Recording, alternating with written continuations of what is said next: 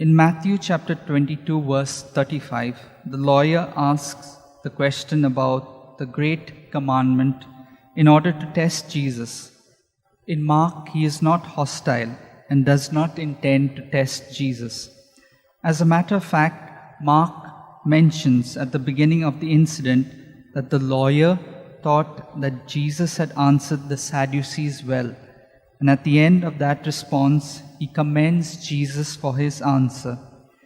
Jesus responds to the lawyer's question in the words of the Shema, which speaks of love of God, Deuteronomy 6, verses 5 to 6, but also adds the love of neighbor, Leviticus chapter 19, verse 18.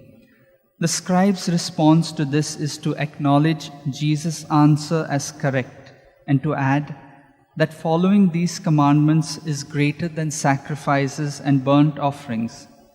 Jesus concludes the dialogue by stating that because the scribe has recognized what his priorities are, he is not far from the kingdom of God. Love of God cannot really be separated from the love of neighbor. The two go together.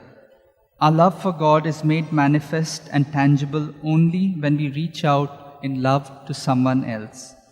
While Paul gives a beautiful description of what love is and what it is not in 1 Corinthians chapter 13, my own definition of love is that in love there is no I. That I learn to love others as Jesus did. Let's pray for this grace for one another.